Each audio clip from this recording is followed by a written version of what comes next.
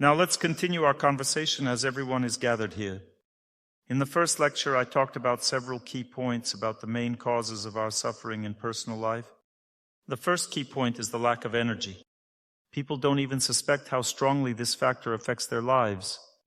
Most people are accustomed to being in a bad mood, dealing with poor health, and experiencing spiritual weakness. This mindset leads to accepting obstacles in their lives as normal. This is a sign of misunderstanding the heart's natural state, constantly happy, joyful, and pure. If this is not your state, you need to recharge your battery. The battery charge is called inner life. If the body has started suffering, then prolonged continuous movement, prolonged standing, and fasting are needed. If you're suffering mentally, you need to practice asceticism in relationships with people. If you don't have good relationships, perform asceticism practice in relationships. Focus on acts of love to people, service, and generosity, such as making donations. If you don't have a child, if you struggle to conceive a child, it means that you were not given something. If you weren't given something, then you should give something to others. If you can't conceive a child, start feeding people. Try to give people the opportunity to be fed, help the poor, feed them, and you will have the opportunity to conceive. This is how fate is overcome. As I was told yesterday, a person ended their life by suicide, so they remained in the spirit body. They weren't given the right to receive a new birth. You can feed people, you give to people, and you or your relatives receive. That's the system. Another way is through prayer. Prayer means you need to understand that human life flows in memory. If you switch your memory to God, forget about yourself and your relatives. If you remember God, serve Him, and think about Him, during this time God thinks about you. He begins to remove all obstacles from your life. That's what God always does. Why aren't our obstacles removed? Because we can't distract ourselves from ourselves and don't let God into our fate. He acts as a lawmaker, of course, but He can also act as a friend. However, this is possible only when we give ourselves to Him. Then He will give Himself to us. How do people become friends? We do something for a friend, and a friend does something for us. It's all voluntary. If I forget about myself and serve a friend, in this case, undoubtedly, the friend will also forget about themselves and will serve me. Otherwise, there's no point in being friends. God as a friend is never non-reciprocal. He is always reciprocal. When you forget yourself and serve God, God always destroys obstacles in your fate. He has both the right and the power to do this. It's very important to know that charging the battery of your fate is the most important primary act in life. I've already mentioned that if a computer is super good but its battery is discharged, it's useless. You can be a very good person inside, but if your battery is discharged, you will become dysfunctional. You will quarrel with loved ones, throw tantrums, behave capriciously, and get angry. This means that batteries need to be charged. This is called inner life. You need to distract yourself from all people now and focus on overcoming your fate. This needs to be very well understood. You also need to understand that strong aspirations towards personal life, relationships, and acquisitions represent an incorrect way of life. Why? Because the most important thing in human life is our relationship with God. The purpose of human life is to realize your spiritual nature and deepen your self-understanding. When you understand yourself more deeply, life unfolds in extraordinary ways. You begin to feel yourself as an eternal being and free yourself from the thinking that you will die someday. God gave me the ability to see the subtle energy body of a person, leading me to many interesting discoveries, which in turn inspired these lectures. I learned to see the subtle energy body of a person while I was a student at the Institute. It wasn't until later that I realized what it was. When I started studying the Vedas, I found answers to all my questions. People didn't understand me. For instance, someone has pneumonia. Doctors use percussion to determine where the focus is, but I can already see where the focus is. I can see all the changes in the subtle energy body. People thought I was abnormal. Then I studied the Vedas and understood that everything was just as I saw it. From that point on, I had no doubts. Let me share an unexpected experience. When I was driving to Krasnodar from my village, I saw a young man lying on the road.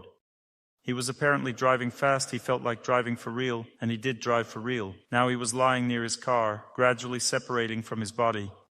I saw in a split second a person hovering above his body. The body was already dead, and the soul, together with the subtle energy body, was hovering above it. The young man didn't understand at all what had happened.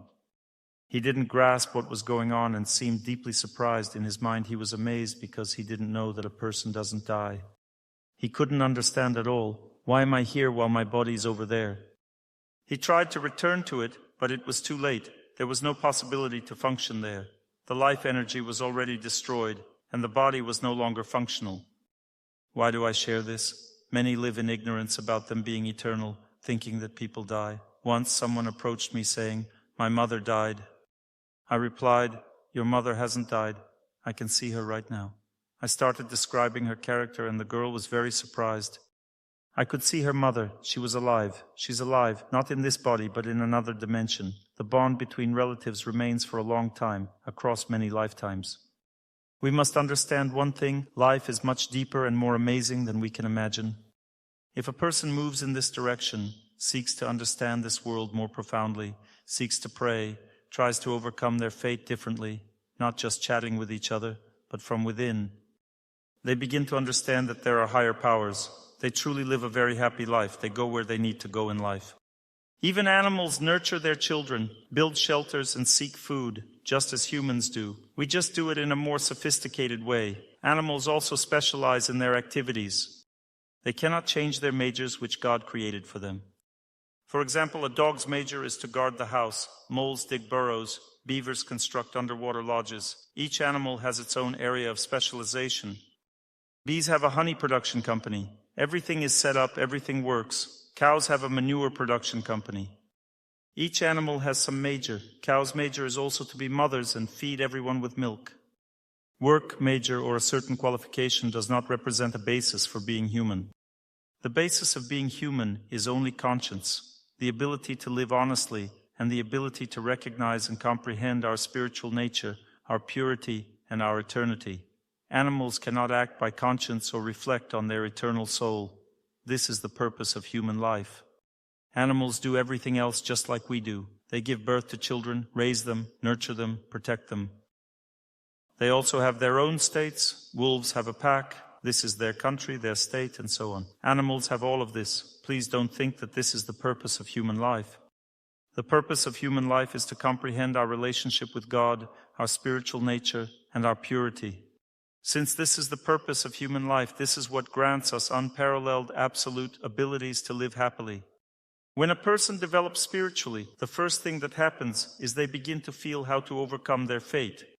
Luck comes to them. It's difficult for others to harm or destroy them or put them in prison. Why? Because they have spiritual power. They gain real influence over their life and fate. This is the first thing that happens to a person who has learned even a little bit deeper about their spiritual nature. Then they begin to understand how this world works and how to heal themselves more effectively. To heal oneself effectively means to practice asceticism. If you've accepted that you cannot move, it means you've agreed that you will die soon. A woman says, "Dr. Torsunov, my knees hurt, now I can't walk." If your knees hurt, on the contrary, you need to walk more, not less. Walk calmly, but for a very long time, and your knees will heal. If something else hurts, spine or head, or any other organs, it means that you should move. If you experience heat in your body that causes anxiety, you start moving excessively and become restless. The opposite is needed. You should stand still and not move. Then the heat will leave the body. If you are overweight, you need to fast. This naturally follows from inner logic, yet people disregard it, effectively signing their own death warrant.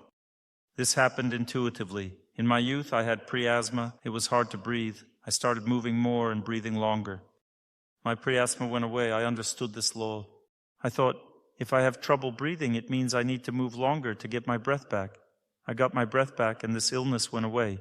I just started moving, that's all. In other words, most people make a small effort once and then give up, thinking, I'm afraid to walk, afraid to think, afraid, and they die. Asceticism practice is a force that prolongs life. If you can't stand still, can't walk for long, can't fast, it means you're ready to pass away. However, if you can walk for a long time, you should gradually begin running. If you can stand, you should try to bend forward and backward, progressing to other, more complex exercises.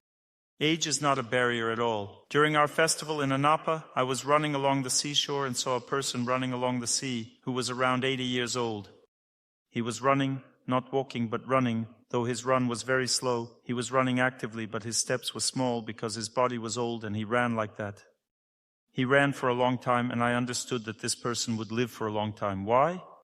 Because despite it being already difficult for him to move, he still ran. This means that he will definitely live long. He refused to accept old age. Conversely, those who think, that's it, I can't anymore, I can barely walk, so what's the point? Essentially agree with death.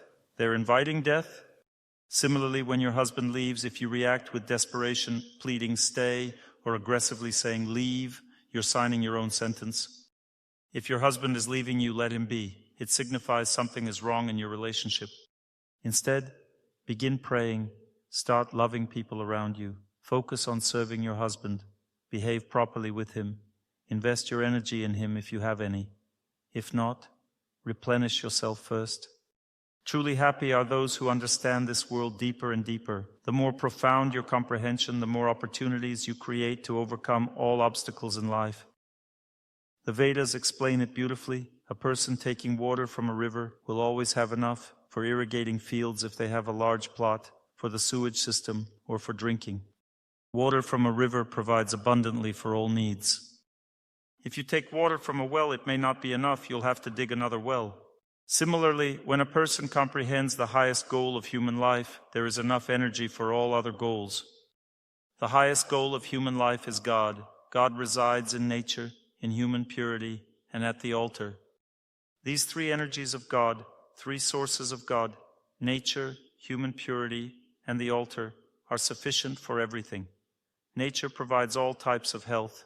People bring all kinds of human benefits through relationships. Marriage, having children, meaningful work, friendship, and high social status, all these come from serving other people. A relationship with God enables us to overcome any obstacles. Even when faced with an insurmountable obstacle, sometimes it means you might need to pass away. It can happen. God will warn you about this. He will reveal to you the future. He'll say, don't worry, you can't do this now because I have other plans for you. You will calm down, your heart will find peace. I once had an insurmountable obstacle in my life. I won't disclose what it was to avoid gossip on the internet. It has happened before. I had an insurmountable obstacle in my life. I prayed for about 2 years to overcome it. I prayed intensely, but it couldn't be overcome. Then I approached the altar and looked, is this what you want? I felt the Lord smile in my heart. I felt the Lord smile and I felt so good. I thought, if this is what you want, then it must be better. I accepted his decision. I accepted what the Lord wanted, and fate revealed that it was much better. Not just better, but much better than what I wanted myself. Sometimes you want something in life, let's say to buy a house or something else, but God doesn't give you this house or whatever it is you want. God doesn't give it to you. You pray and try, and after some time you learn that God is smiling at you or letting you know from your heart, I won't give this to you because it would be worse for you. That's how he takes care of us. You immediately feel better and say, thank God I didn't get involved in that. Now let's listen to a song that became a hit in modern music 30 years ago. This song was written by Rabindranath Tagore for his wife when he knew his time to pass away was near. He wrote these verses, you must understand one thing, we will remain connected. Sometimes memories of me will come to you. They will especially come to you when you are close to leaving this life. At that time, we will be strongly connected. This connection will help you come to me, so we can remain together further. You should know that my love is a force that is much stronger than any obstacles of fate, and even stronger than death. In reality, there is no death, and love always remains. I will leave this world and will continue to love you. I will continue to love you. Even when you leave this world, I will still continue to love you. He gave her this guidance before passing away, and this guidance turned into a Russian song. When they turned it into a song, they thought it was simply about relationships between a man and a woman. They included it in a Soviet film in this context. But there was a different context. It was about passing away, faithfulness, and eternal love. If human love can conquer death, imagine how much more powerful God's love is. We can't even grasp what it is. Our relationship with God is often transactional. We receive according to what we deserve. God gives everything from our hearts, our entire fate. He gives joy, suffering, and memory from the heart. If we want to forget our sins, we forget. God gives all this to a person. If someone decides to build a personal relationship with him, God starts acting as a friend, not merely as a judge or lawyer. He starts giving different things. He starts giving us knowledge and victory over fate. First, he gives calmness and peace when we turn to him and establish personal relationships with him. This is what prayer means to God. Imagine going to a friend and repeatedly asking, "Listen, help me. I need this and that. Help me." The friend responds, of course, and helps. You come to him again. "Listen, help me." So it continues 20 times over. After a while, your friend might think, what kind of friendship is this? They only keep coming to take advantage of me and ask for things again and again. I probably won't be friends with them anymore because they are just using me. Does this sound familiar? But if you approach a friend and say, "Listen, I want to do this for you," the dynamic changes. The friend might reply, "Oh, I feel uncomfortable." And you insist, "I want to." "Well, okay, thank you." Then one day your friend comes to you and says, "Now I want to do something for you." Your friend says, "Listen, I also want to do something for you." From this moment, true friendship begins. It's exactly the same with God. If you continuously keep coming to him to pull and demand, he won't build any close personal relationship with you. You won't be able to overcome fate with God's help. This is only possible in one case, when you forget about yourself and your worries and start doing what? You begin serving God. Service to God means respecting him, following his guidance, loving him, praising him, bowing to him, and forgetting yourself in devotion. At this moment, he also forgets about himself and the fact that he must fulfill his duty before your fate, to punish you for not behaving properly in life. He starts treating you not as a lawmaker, but as a well-wisher. He gives hints. First, he gives peace in the heart, then hints. Let me give you an example. For example, the prosecutor unexpectedly turns out to be a relative of the defendant, someone close to him. He says, "Listen, do this in court, make amends, and they will reduce your sentence. Then behave this way." He gives knowledge, adding, "Calm down, I will stand by you till the end." First, God says, calm down, everything will be fine in your life when you pray. Then he starts giving you hints, saying, "Do it this way, listen to this lecture, go there, do that." These hints come from the heart, felt as your personal intuition. I want to do it this way. I get a feeling to do it this way, but in reality, it's God offering these bright hints. Sometimes if a person is completely unresponsive, God may even appear through an elder in a dream and directly say, "This is what I'm telling you, this is how you should do it." When this happens, they respond, "Okay, I got it." They start doing as they were told. Moreover, a person cannot simply appear in a dream. People often ask me, "Dr. Torsunov, why do you keep coming to me in my dreams?" I tell them, "It's not me. I don't come to you in your dreams. It's the Lord coming in the form of an elder." God cannot come to you in his pure form because we are not worthy to see his pure and bright image. However, he can come in the form of an elder by all means. God sends elders to guide us so that we can change. This too is all the Lord's doing. But we fail to understand because we believe our lives are solely connected with ourselves, disconnected from any greater logic. For instance, a girl spoke to me today, and she struggled to understand that there is no other logic behind her husband's drinking. The logic is that she drank in her past life, which is why her husband drinks now. For him to stop drinking, she needs to pray. First, she must accept his fate. But how does one accept such a thing? Through prayer, because it's impossible to accept it just like that. Sometimes a bite of food is so oversized that it's impossible to swallow it. You need to chew it longer first. Chewing symbolizes prayer. You pray and pray until you can accept the person. You've chewed it through, and you accepted your life. Then you reach the next stage, calmness. You must first accept, then calm down, knowing that everything will be fine. This happens through accumulating the power to overcome your fate. Where does the strength to overcome one's fate come from? From God. Connect with him, and you will accumulate this power within yourself. The first stage of overcoming fate is acceptance. The second stage is calmness in the heart, inner peace. Actually, acceptance is not a victory, but a step toward it. A person comes closer to their fate. They've accepted and entered the present moment.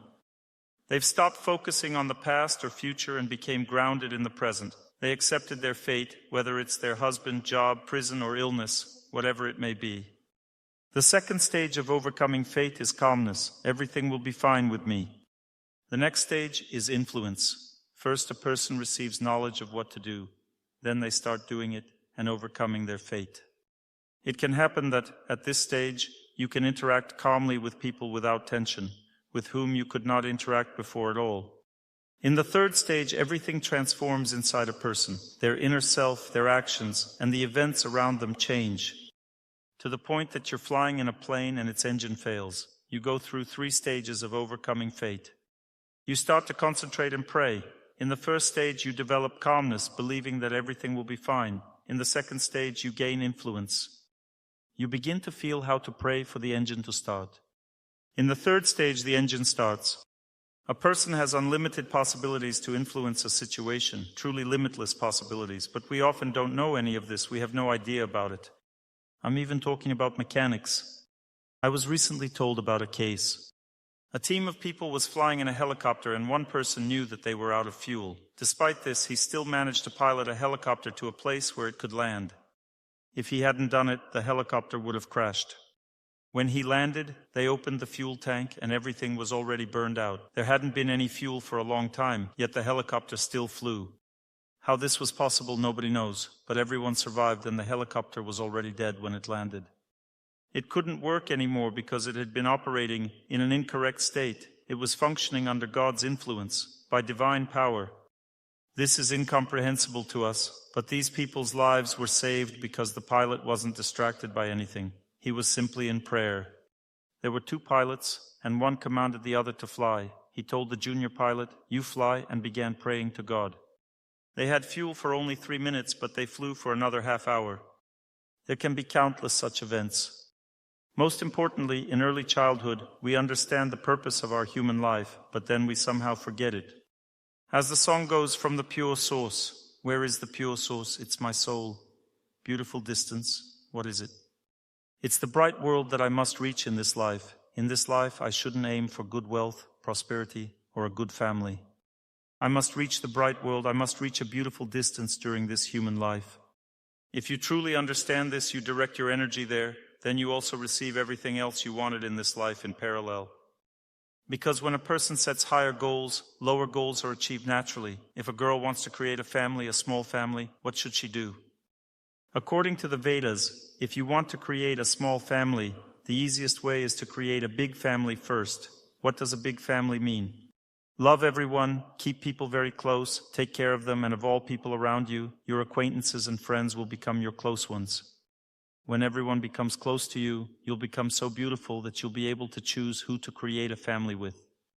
Imagine, in ancient culture, this is exactly what girls were taught. They weren't taught mathematics, physics, chemistry, how to be a manager, or wear shorter skirts. Hired heels and pretending to be the coolest, writing with one leg, crossing out with the other. These were not taught to little girls in ancient culture.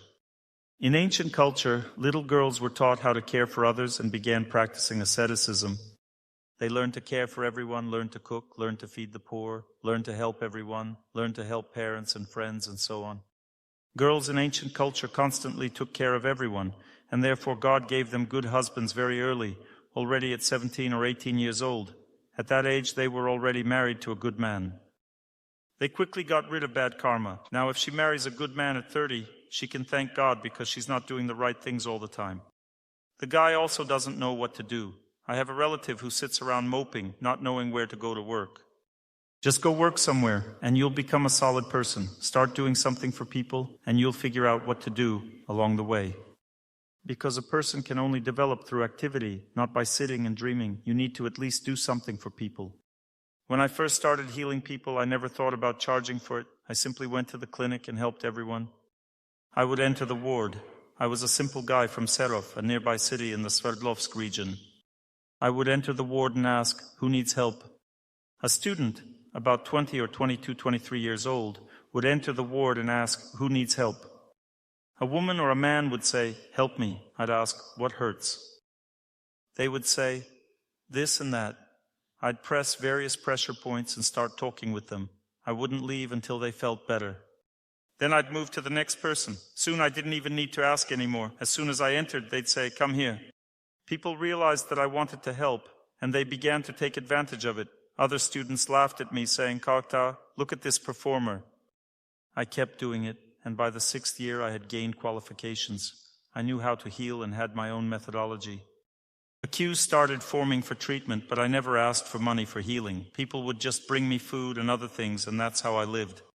Eventually, I started charging people money because I noticed that when healing was free, people wouldn't follow recommendations, became impudent, and undervalued it.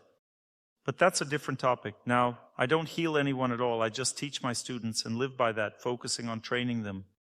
They are now taking responsibility for working with people. What's the idea? Even if someone wants to grow in their activity, they shouldn't seek something better, but simply achieve it through their service. The first stage of human development is a hobby. They simply want to do what they love. This is normal because it shows them a direction. The second stage is abilities, when a person realizes their hobby isn't needed by anyone and they must do something people need to earn money. They find this compromise, people need it, and they can do it. They start doing it, but they don't enjoy it because they get tired. They don't like doing it, but they manage to earn money. This is the second stage. The third stage is when a person tries to work selflessly. There will still definitely be self-interest in the second stage, as money still pulls them in. But if a person develops further, they reach the third stage, where money takes second place, and their desire to help others comes first. Their inner nature, what they truly like to do in life, takes priority, and initially they receive less money. Gradually they develop and start earning even more than they did from their abilities. The fourth stage of human development comes when they become a mentor, teaching what they've been doing all their life. Why? Because they have fully developed as a person. Speaking of my professional development, I still need to detach from myself, from my desire for money, and focus on serving others. This is the most promising and the best path for human development in any field. People often come to work thinking, when will the workday or the shift end? I want a higher salary. I'm fed up with everyone. It's natural for everyone to feel selfish in life, but each time a person must force themselves to say, no, I want the opposite, to help others. When we were students, we went to harvest potatoes, and we were supposed to collect these potatoes. They would plow the field, but collecting them was difficult, as there were no machines to collect potatoes. They had to be collected by hand, but there weren't enough workers, so they sent students to collect potatoes. What did students mainly do? They would either secretly step on the potatoes, pushing them into the ground not to be seen, or they would collect them, but not very quickly. Each person had their own row. But I took on 3 rows and collected everything quickly and thoroughly. All the other students laughed at me. They thought I was an idiot. They made fun of me, but some respected me secretly. With rare exceptions, some respected me in secret because public opinion was going in the opposite direction. I was very joyful inside. I always rejoiced with people, wished them well, and knew that I needed to be stronger than these desires, to cheat, to be lazy, and so on. I simply worked on myself. I didn't care what others thought. I wanted to develop as a person. I just collected these potatoes and wanted to learn to be joyful, despite it being difficult for me. I didn't know where this understanding came from, but later I realized it was the right understanding. Because those who thought differently are still sitting there with nothing, their development stagnant. When I meet these people, I see that only those developed who finally changed their thinking. I met one of my classmates who changed his thinking. He took the same path, and he told me, I understand you now. I understand why you lived like that, though I didn't understand it then. I want to say this, the path to happiness is always a revolutionary one. Your loved ones will never understand you on this path, but you shouldn't drag them by the ears either. One girl told me, I can't convince my sister. I looked at her sister, who was already shaking from fear of her, the poor thing. This shows we can wear out our close ones with our intense interests. They start to fear us because we were normal people before, behaving normally, but now we come with demands. Wah. We start demanding from them to change their life. A person changes their life only by the calling of their heart when they've deeply understood it. People start to fear you and ask, what's wrong with you? Are you crazy? You respond, no, I listened to Dr. Torsunov's lectures. Then they search for Torsunov on the internet. Usually they search Torsunov lectures. They get lectures, but some search for Torsunov and get gossip. They listen to and read all this gossip, so it's a sect. And just like that, they become 100% convinced. So, in other words, don't poison people with your excessive enthusiasm. Live with your loved ones in such a way that they don't feel that you're a completely different person. Accept your close ones, take care of them, and through your acceptance, their heart will begin to melt, and they will start changing for the better. I never dragged my relatives and friends anywhere. I always treated them kindly. Well, except for the early period, I really wore my mother out, I must admit. When I started working on myself around age 12, I behaved like a madman. I really did. I was completely obsessed with personal development. I will tell you what I did. I ran barefoot in just swimming trunks through the snow when I was 12. I would run to the forest, go sledding there, and run back barefoot with the sled, wearing only my swimming trunks. Imagine this, winter, a person running barefoot in swimming trunks with a sled. People would look around wondering what was going on while I was so happy. Hey, la la la, that was the situation. Another example, I once read a yoga book and I became obsessed with learning how to see people's fates. I was obsessed. The book said that to develop the ability to see people's fates, you need to concentrate on a specific point on your forehead and not talk for about half a year. I thought, yeah, right.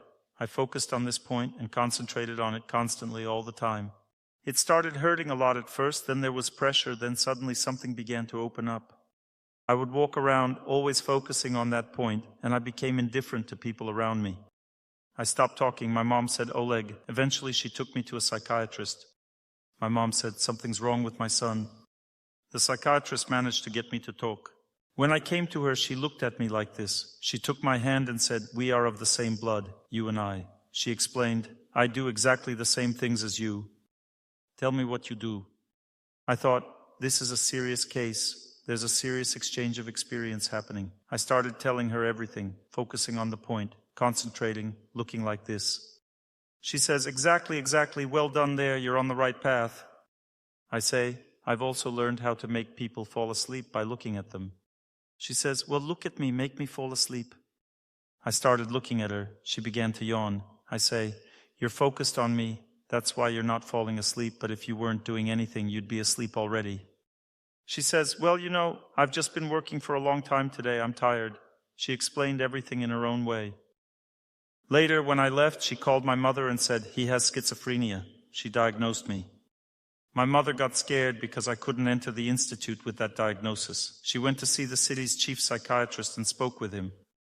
It turned out that he had developed in exactly the same way as I did. He invited me for a real conversation. He helped remove the diagnosis and also referred me to his friend at a psychiatric hospital. I went there, he talked to me and removed the diagnosis. He couldn't remove it himself. I needed to be examined at the psychiatric hospital. Well, I went there, we talked for 2 hours and that was it. The examination was over. He removed my diagnosis. I went to apply to the institute. He said, we'll meet again when you're a student. He blessed me. The path of self-improvement can lead to such fanaticism. So be careful, don't make a fool of yourself. Live outwardly like everyone else, but change and develop internally. How does a person develop? First, their attitude towards themselves changes, then their attitude towards people changes, then their attitude towards food and habits changes. If your attitude towards food and habits starts to change, it will become a barrier in relationships with people because your habits connect you with people. Things like going out for a drink together, smoking together, or doing other things together connect people. If your eating habits and attitude towards bad habits start to change, behave modestly. Why aren't you drinking? I just don't feel like it today. Don't overwhelm people with your knowledge and new habits. This can destroy your spiritual life because they start arguing with you, and during this time your psyche gets damaged. Arguments about what's true and what's false are unfavorable. A person should simply develop in harmony, as they feel, as elders feel, and listen to lectures. The time comes when a person steps beyond this level. First, a person develops materially. That means they study mathematics, physics, chemistry, and biology in school. This is material development. It's necessary for a person's profession. The next level of development is moral, which is what we are doing now. There will be one more step. The next step is spiritual development. At this stage, you might no longer listen to my lectures because your mentor might say, don't listen to him. You will be listening to spiritual lectures on spiritual topics, so I'm giving you a certain layer of development. Further, when spiritual development begins, you need to move in that direction and do what you're told there. Overall, there are certain rules that my friend Yaroslav Klimanov wrote in his song, which you will now listen to. And I want to make an announcement. You've heard the songs, right? Those nice songs like Mother Earth, right? I told you about this ensemble that regularly performs moral songs at our festival. We have 3 different ensembles. I'll play another song now, which is written by the second ensemble. There is also another person who writes and performs his own songs. Additionally, we have our own theater called Nitya. Nitya means eternity, translated from Sanskrit. This theater creates performances based on my lectures. Many years ago, I asked them to develop a new genre of performance. They are both professional actors, but they developed their own unique genre. You can attend this performance and you will truly feel how to treat each other. They will act it out for you in roles. They will also involve you in these roles. It's an interactive performance. It is very powerful. Who of you has already been to their performance? Did you like it? You liked it. Please, everyone, come. You've never seen such a theater in your life. When they performed in St. Petersburg, a woman approached me, a professional actor who had worked in theater for many years, and she said, "Superb, we all need to learn from you." She truly appreciated them. The principle is like this. It's like in Alla Pugacheva's song. In principle, everyone sings about this. You just need to listen. What to do? How to overcome fate. Lazy, haughty, self-worth went down and the person became lazy and depressed. Haughty means you are a little developed and already think, "I'm cool." This is pride. The heart shouldn't go in either direction. It should stay in the middle and always be grateful to fate for everything. Always be grateful, always be grateful, always be humble. Then you will have the potential to continue developing. It will never end. Please know that we didn't evolve from monkeys. A person can develop both upward and downward. They don't always develop upward. Remember, a person can develop downward and degrade. This can even happen within one lifetime. I lived on the 9th floor in Togliatti. One of my friends lived on the 5th floor. He was a year younger. He was a very handsome guy and very talented. I always had good-natured envy toward him. I respected him because he was better than me. I saw that he excelled in everything. He always behaved properly, was courteous and hard-working. He had all the qualities I admired. Now listen. When I visited Togliatti again and went out on the street, someone approached me, looking like an old man, worn out, aged from drinking. He said, "Oleg, do you remember me?" I replied, "I don't remember you." He said, "Remember, I lived on the 5th floor. We were friends. You used to say I was a handsome boy." I thought, Lord, what has he turned into? The man had completely degraded, utterly degraded. In one lifetime you can rise up and fall down. Don't think that people always only progress. Some people degrade. You have a choice in which direction to go. Even if a person prays, lives correctly, and acts honestly, they can still degrade just by insulting a priest. One woman told me that she can't go to church anymore. She didn't tell me why or that she had insulted someone. She just said, "I can't go to church." I immediately asked her, "Did you insult anyone there?" She replied, "Yes, I insulted a priest." That's it, goodbye. God closes the path to the church. You can try to explain this to yourself however you want, but insults are the greatest danger in a person's life. If you listen to someone's lectures, don't listen to gossip about this person. If you want to love your husband, stop seeing his flaws. Learn to serve him and see only the good in him. If you go somewhere to serve, don't be interested in what mistakes this person has made in life. It's simply enough that he wants to serve God, and that's it. This means all his mistakes will be corrected. The one who collects others' flaws will never change. They will only walk around spreading negativity. The main principle in personal development upward is learning to see the good in people, in nature, and in your faith. If you think our faith is bad, there are so many flaws, you didn't see the right thing. Your faith has given thousands of holy people to this earth. This is what you missed while focusing on the wrong things, because first comes the person.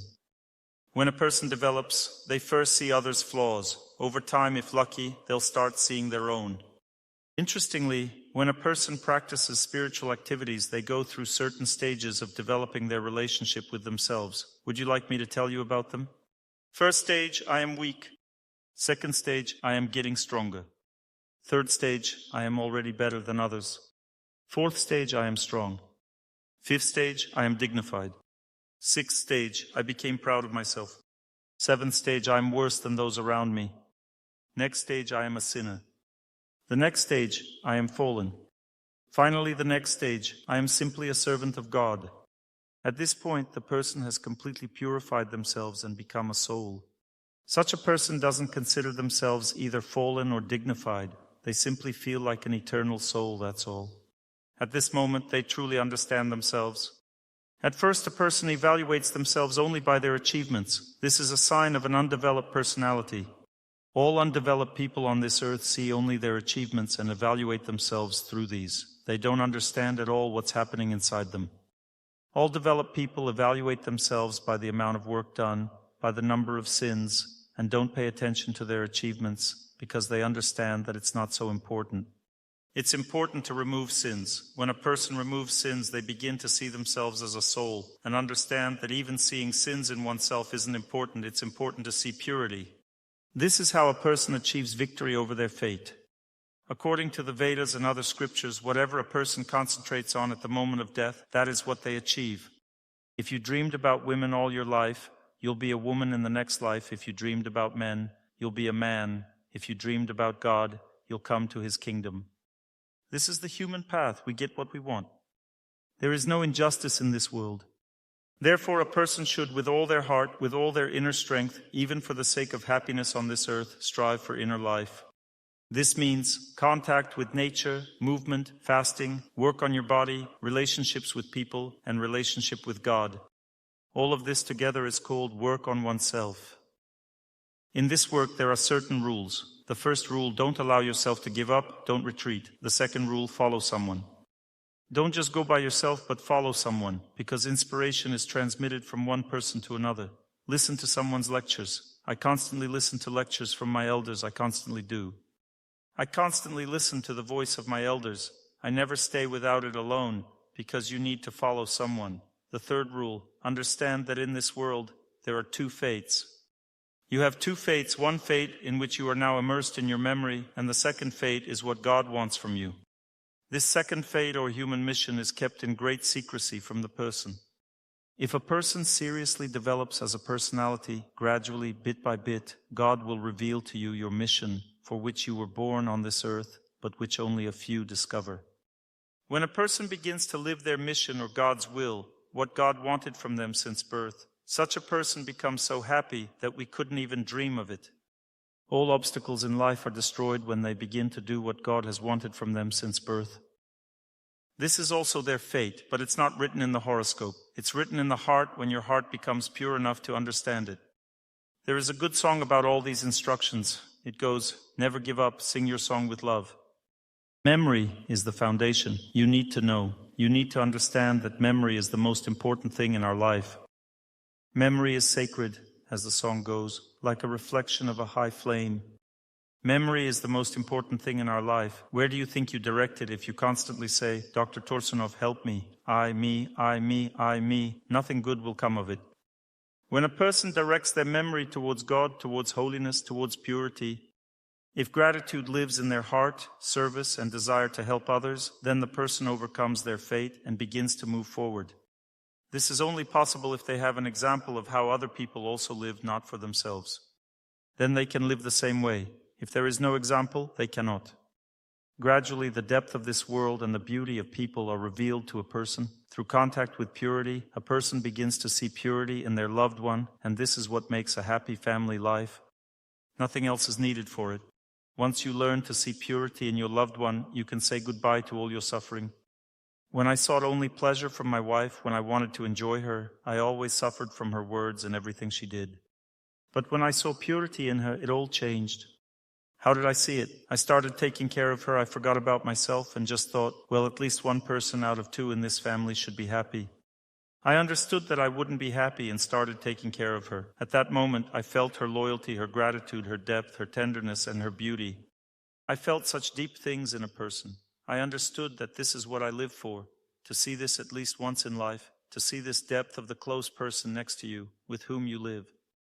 Until you accept your fate, until you stop howling that God gave you the wrong person, until you accept your fate, you won't see anything good in your loved one. Once you see it, you'll understand your happiness, the reason you're living with this person, and why you're together. There's no other way. If a person immerses themselves in this purity, they begin to see not only the goodness in their partner, but also in other people. Then their life becomes beautiful and they want to dedicate their entire existence to serving others, God, and even nature. I don't like answering written questions. Someone writes, I want to understand my purpose. My job doesn't bring me joy. You're at the second stage. This is the stage of working according to your skills. At this point, you chose money over work itself. That's the first diagnosis. You simply chose money because it was necessary. Living without money is impossible. You figured out how to earn and started working based on your abilities. But purpose lies beyond this. To reach it, you need to grow as a person, develop your mind. Your abilities are rooted in your intellect. This means you understand how to do something, you find it interesting, but you don't yet see a mission or a higher purpose in your activity. This mission also means activity according to intelligence, but you don't know that you have a purpose. You have no goal other than money. You develop as a person and gradually become self-sufficient, satisfied. You're less irritated by a lack of money or a small apartment, for example. Your heart calms, and in that moment God whispers to you, this is what you should do. You begin to explore it outside your work hours, just as a hobby at first. Gradually your nature starts to unfold more fully, and you transition to this new activity. Initially, your income might drop dramatically, but because you're deeply invested in this work and grow increasingly knowledgeable, you eventually become both joyful and an expert in your field. How can I understand my child? He's 3 years old and we have frequent conflicts. Frequent conflicts with a child occur because you want happiness from them. And if you want happiness from them, it means they start to torment you because our desire for happiness activates karma's impact. If I were to start wanting happiness from someone here, not serving you but desiring something from you, then, whether you want to or not, you'll begin to give me my fate. If I'm in a good phase, you'll do something nice for me. And if it's bad, you will torment me if I want something from you. But if I simply want to serve you, fate doesn't act. I can always receive happiness because people will be grateful in return. And however much good I do, that's how grateful they will be, and that's how much happiness I will have. A mother desires happiness from her child, and this works at first because children naturally bring happiness. If I get ice cream every day, and then one day they don't give it to me, what appears? The desire for ice cream. Why? Because I'm already used to it. People can live without this happiness, but they get conditioned to expect it, and then when it's gone, they feel deprived. At first, the child radiates happiness naturally. The mother feels immense joy when she looks at them. It's wonderful. She sits there enjoying this, but then the child cries, "Ah!" And when the mother deeply loves her child and they start screaming, it's unbearable for her to listen to because at that moment, she's no longer enjoying them. The child disrupts her peace. She thinks, why aren't you making me happy right now? And she begins to scold or even hit them. He's just a little child. His reasoning doesn't work yet, so he acts foolishly. He's exploring the world. And since a person has certain qualities by nature, they manifest them. Boys have mischievousness. What does that mean? It means they want to test things for themselves. Boys don't take words at face value. You tell a boy, don't touch the stove, it's hot, but a boy's nature doesn't trust words. Even men listening to this lecture might not believe my words. They think, I'll only understand it if I try it myself. So the boy goes and touches the stove. He burns himself. His mother rushes over saying, I told you so. Why does she react this way? Because at that moment he isn't bringing her joy. But if she could control herself and think, I am here to serve him, not to expect joy from him, then everything would be fine. He cried? So what? He's learning. And then the relationship is normal. You need to allow a child to make mistakes, and then you'll have a normal relationship with them. Just explain things to them. When I was a little child, I watched one film with Mechnikov. There was a boy in it. In one scene, they were on a boat sitting by a window, and the man began singing to the boy. I watched that movie intently. He sang, "The sea exists for what purpose? The sea exists so we can gaze upon its eternal beauty endlessly." I immediately started thinking. I lived near the Volga. There was a reservoir there like a sea, meaning there was a lot of water, 22 kilometers to the other shore, almost invisible. So at 8 years old, without asking my parents, I ran to the sea, sat by the reservoir, and started staring at it. At first, I sat there for 15 minutes, thinking about various things, feeling nothing special. Gaze upon its eternal beauty endlessly. I didn't feel anything. But after 20 minutes or so, I suddenly felt a connection with the sea. The waves began to captivate me. I felt calmness, purity, and was deeply immersed in this experience. I thought, I can't look away. It feels so good. Who here has experienced something similar? If you have, then you've truly felt the sea. I felt it because I heard this kind voice of the person who was teaching me. Children must be taught kindly because they know nothing about this world. Girls, for example, often feel scared and act out as a result. Mothers often struggle with their daughters because of their frequent tantrums. If you dig deep, why girls throw tantrums, the reason is fear. Girls act out because they're afraid of the world. A girl's heart is naturally fearful of the world, so you must always reassure and explain things to her. This is how you raise a wise girl. A boy's heart doesn't fear the world. He doesn't yet know how to navigate it. A boy wants to conquer and master the world to become its ruler. A girl, on the other hand, seeks harmony with the world. Her desires are entirely different. This is why boys are mischievous. They're testing their ability to overcome challenges. And you need to treat him kindly, explain everything, and of course he'll still test it. Once they understand something to be true, they'll follow it for life. In this way, we see that the world is very deep. The first impression we get from a person is often wrong. Initial impressions often stem from compatibility or lack thereof. I know someone who does something similar to me, giving lectures, but he's completely different from me. He has a different nature, different qualities, a different character. I used to dislike him. But when I started getting to know him, serving him and caring for him, I saw his purity. I realized he was a good person. Why? Because I began doing kind things for him. I overcame my feelings of competition and resistance. This feeling of competition and resistance always exists in relationships between men and women because they are fundamentally different. What is asceticism practice for a woman is happiness for a man. What is happiness for a woman is asceticism practice for a man. A woman wants harmony and a gentle attitude all the time, but a man finds it uninteresting.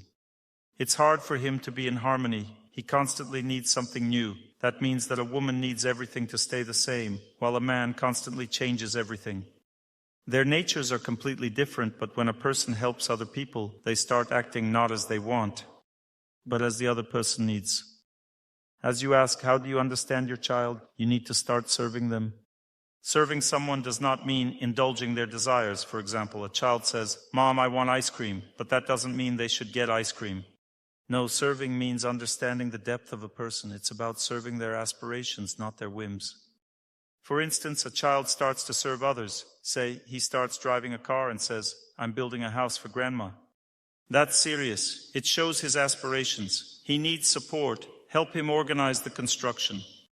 Encourage him, say, "Yes, tomorrow we'll continue building Grandma's house, okay?" And the next day he'll start working on it again. When he does something for others, his abilities awaken. And if he asks for something for himself, we shouldn't indulge in that. When his mind awakens, he'll say, "Mom, let's go help. That child is suffering, or that kitten or puppy needs help." I've had these inclinations since I was a kid, as my mom told me. I constantly brought animals home to heal them. Once when I was 5, I brought home a cat. Someone had beaten the cat on the street, and one of its eyes was blinded. I noticed it couldn't stand the light and kept squinting. I put it in the wardrobe, placed some milk there, and called for emergency help. I found the number and said, "I have a street cat that urgently needs help." I tried to speak in a smart tone. They said they'd come, but of course they laughed, hung up, and didn't come. I waited for them. There was another case in spring when branches were being cut. When I saw cut branches, I would go around sticking all of them into the ground. So they would feel better. I felt that they were suffering because they were cut. I would follow these gardeners and stick all these branches into the spring soil so they would live, not die. A person's nature always awakens from early childhood. You need to watch what the child does and guide them in that direction. Some build things, some lead others, some heal others, some teach others, and so on. This means that it awakens naturally in a child during childhood because they did this in their past life. How can they not do it? It comes out naturally. It's their inherent nature. But that's not the main thing. The main thing is to learn to see purity, as this is the meaning of human life overall. If you don't see it, you won't understand your nature, your close ones, or your boss. You won't be able to climb the career ladder. You won't understand your country, your people, your culture, or your faith. You won't understand anything. You'll end up living an entirely useless life here. Do you want to communicate with your loved ones without conflict? Then find kindness within them. Look at this kindness. Find it within them. They have kindness. They have a soul. When you find their kindness, communicate with them on that wavelength. All arguments gone. Find their kindness. Men have masculine kindness. Women have feminine kindness. Discover the kindness in a person and talk to them on that level. They will speak to you in the same way, and you'll never fight with them. You'll always clarify everything peacefully. I once asked my mentor, how should I treat my wife? He looked at me and said, if you truly want to know, observe her in the moments she prays to God and worships God. Watch her and understand the most important thing, her heart. The most important thing in a person is their aspiration toward God. When someone does something for God, that is their highest quality, their greatness. And I observed her and understood what kind of person my wife truly is. How can you understand this? Only by observing their deepest aspirations. The most significant aspiration in a person, their most vital trait, is their striving toward God. How should we understand the world, study it all? How can I see my loved ones? How can I see people?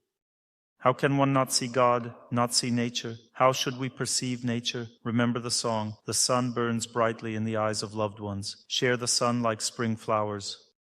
You must feel the sun and then give it to others. Ra means sun. Rejoice. Give the sun. That's how one should live. Catch the sun and share it. This is how a person should exist in their life. If you don't do this, your battery won't charge. The battery recharges when a person opens up to the world and shares with others.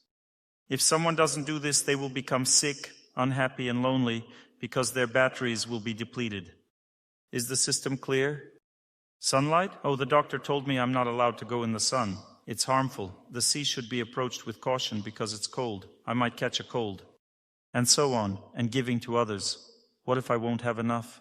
And this is how a person lives. They can't take, they can't give, and therefore they're always lonely, and no one wants to be with me.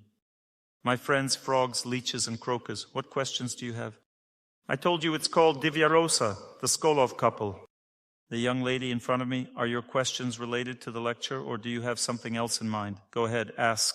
Self-improvement development.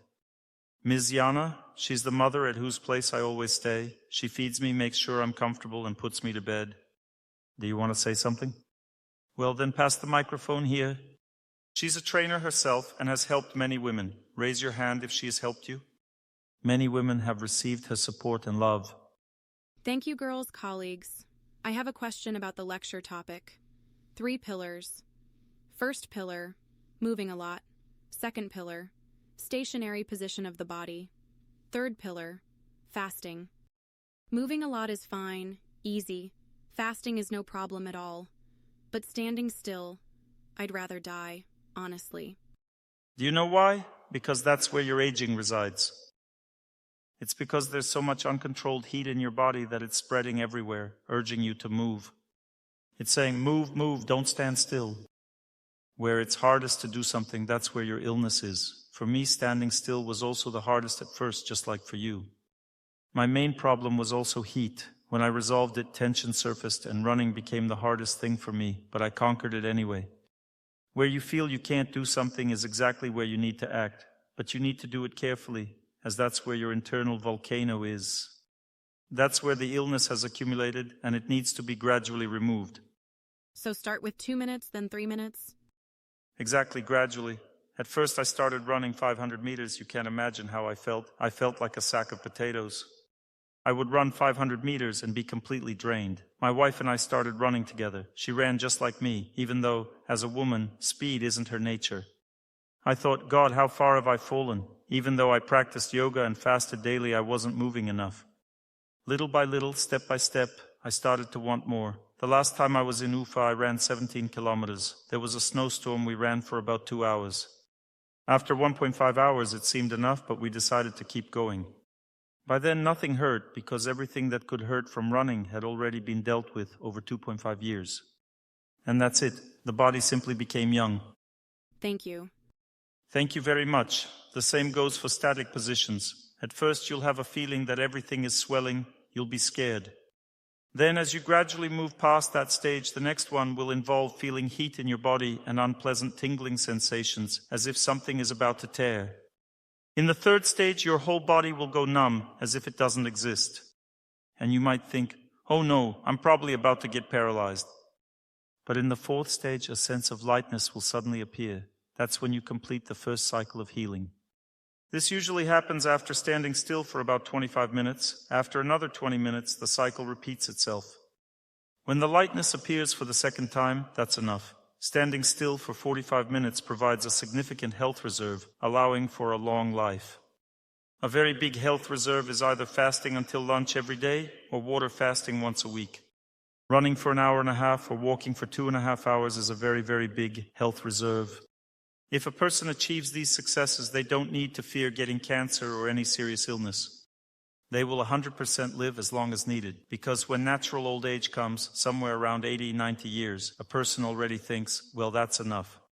They themselves decide that it's enough and peacefully pass away, because people mostly leave this world with bitterness, thinking, I lived too little. This means that the person didn't know how to extend their life. And they can sing you different songs, tell you different words about how to extend your life. Know that there are only 3 things that extend life, and I told you about them. All reasonable people do this, all who live long.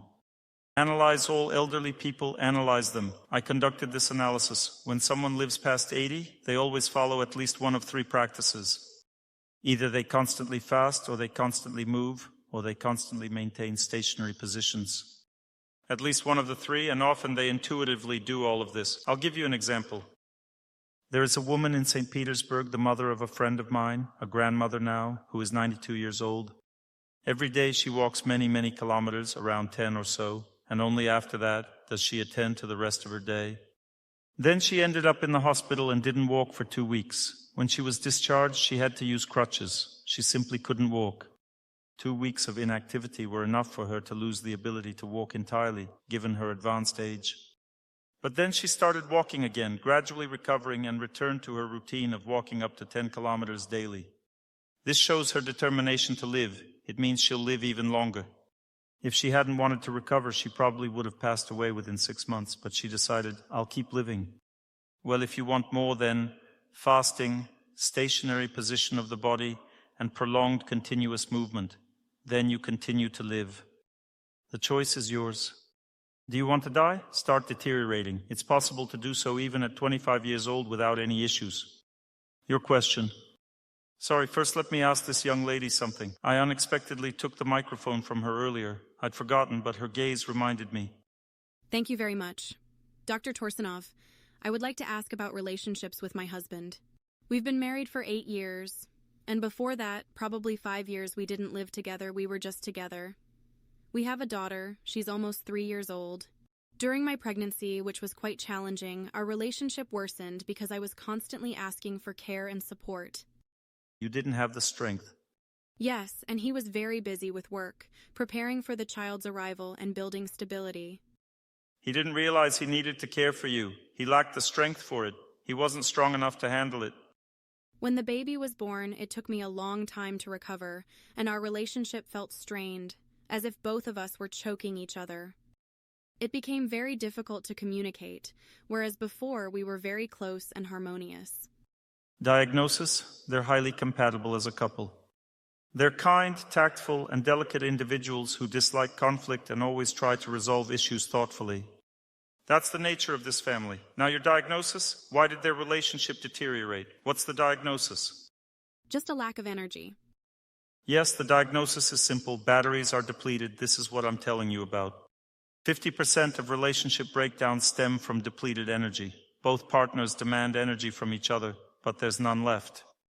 Energy comes from nature, from people as a whole, to whom you wish to serve, and from God. That's it. Draw from these sources.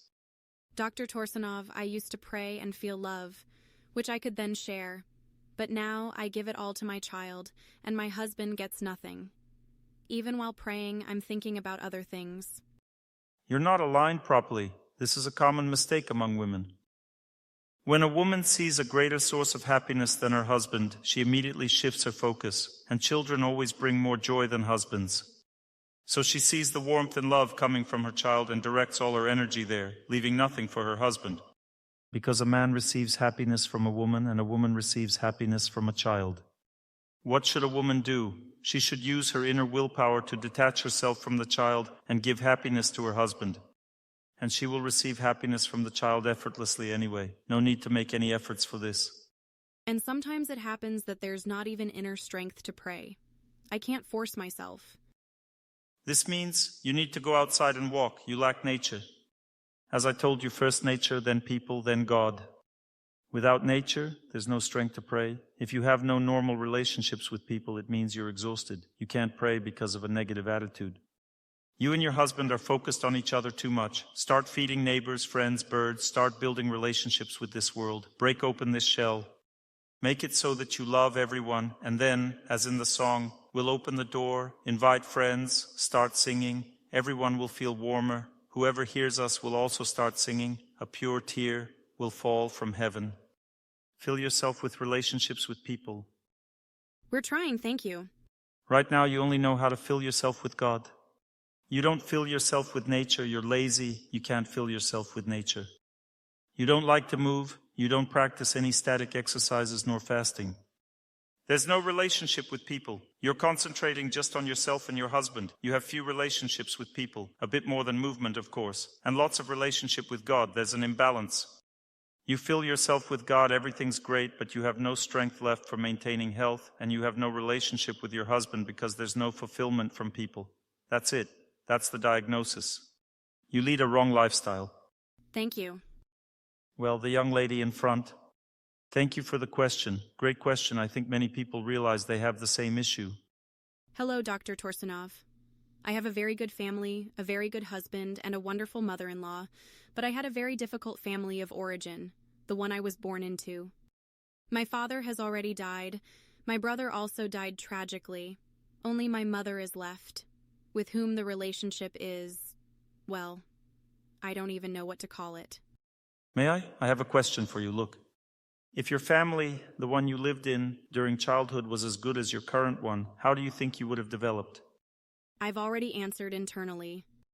If everything is completely good, then a person loses all potential for development.